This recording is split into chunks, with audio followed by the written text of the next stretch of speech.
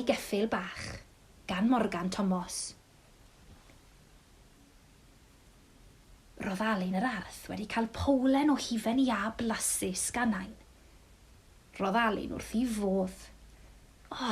Diolch Nain, meddai Alun. Llwciodd Alun yr hufen ia. Nain, gofynnodd Alun.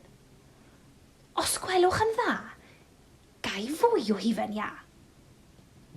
Rwyt ti wedi cael hen ddigon am y tro, atebodd Nain.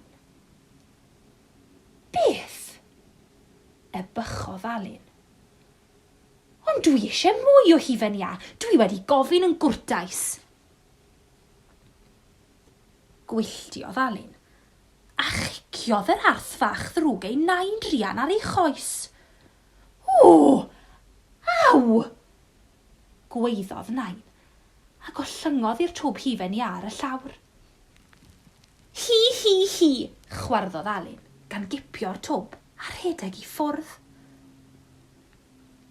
Doedd Nain ddim wedi brifo'n ddrwg, ond roedd hi wedi synnu ac wedi cael ei siomi gan Alun. Mae'r hufen ia ma'n flasus, chwarddodd Alun, gan stwffio llwyaid fawr o hufen ia, oer, melys i'w geg.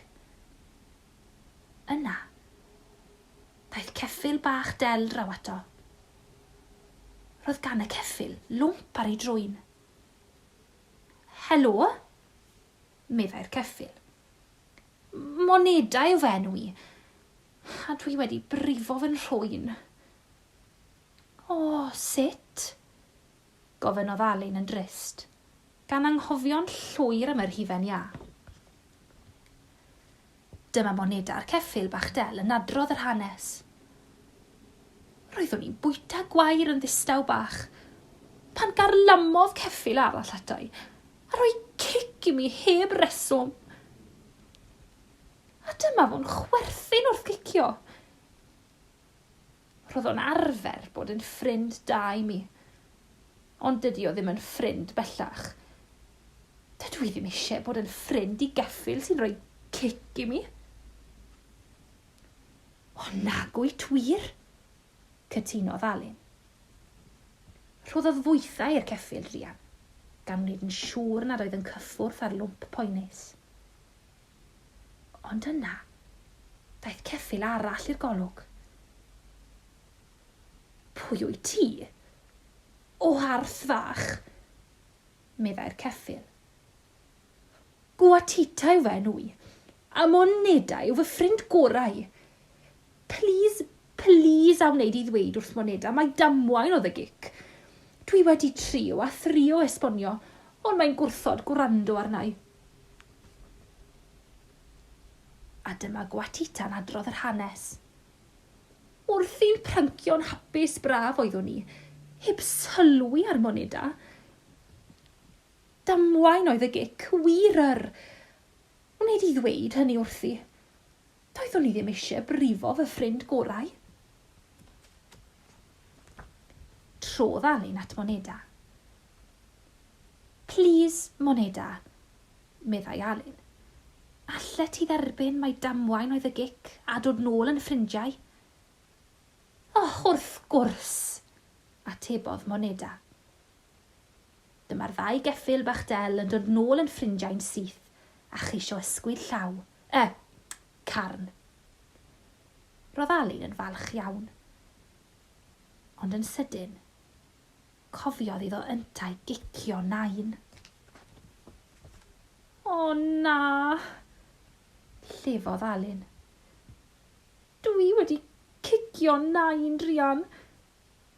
Beth? Bychodd y ddau geffyl bach. A dyma Alun yn adrodd yr hanes. Roeddwn i'n farus ac am gael mwy o hufen ia, ond gwrthododd Nain, felly dyma fi'n gwylltio a chicio hi a dwyn yr hufen ia. Roedd Alun yn ei ddagrau. Pai ti a phoeni dim, meddai'r ddau geffyl bach. Cerddodd moneda a Gwatita gyda Alun yn ôl i dŷ Nain, Pan glywith nain yr hanes i gyd, a gweld y fod yn difaru, mi fydd hi'n siŵr o faddau i ti. Roedd Alun yn crio gormod i siarad. Felly, dyma'r 2 geffyl bach yn adrodd yr hanes wrth nain. Roedd nain wedi synnu eto. Ond oedd hi heb gael ei siomi'r tro hwn. Ac wrth gwrs, roedd hi'n fwy na pharod i faddau'n syth. Sori, nain, meddai Alun. Sori, mawr, iawn, na i byth hynny eto. Ma'n iawn, Alun bach, atebodd nain. Diolch i ti am ddod â'r 2 geffyl bach yn ôl yn ffrindiau a bod yn ddigon dewr i ymddiheirio. Coginiodd nain bwdin blasus iawn i Alun ar 2 geffyl bach. Roedd moneda a gwatita wrth ei bodd. Ond, nain, meddai Alun, ceirch sych.